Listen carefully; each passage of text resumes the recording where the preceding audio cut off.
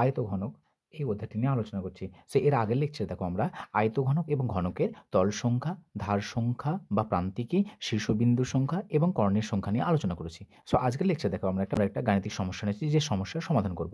প্রশ্নে কি বলে দিয়েছে? দেখো প্রশ্নে বলে দিয়েছে একটি আয়তঘনকের তল সংখ্যা x, ধার সংখ্যা y, শীর্ষবিন্দুর সংখ্যা z এবং কর্ণের সংখ্যা p হলে x minus y plus g plus p এর মান কত হবে লিখতে বলেছে।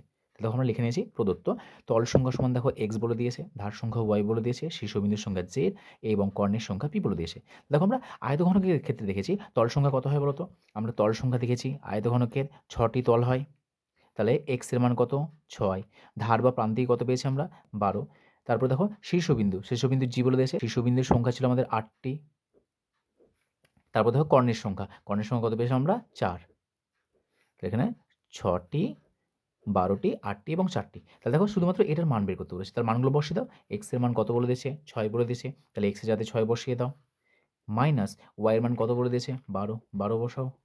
প্লাস g এর মান কত বলে দিয়েছে? 8 বসাও। প্লাস p কর্ণের সংখ্যা বলে দিয়েছে আমাদের 4। তাহলে যোগ করলে কত আসছে আমাদের? দেখো 6 থেকে 12 বিয়োগ করলে আমাদের আসছে -6 প্লাস 8 এর সঙ্গে 4 যোগ করলে আসছে আমাদের 12। তাহলে বিয়োগ করলে আসছে 6। আমাদের যেটা x minus Y plus Z plus P এর মান বের করতে বলেছিল, এর মান কত পেলাম আমরা? 6 পেলাম।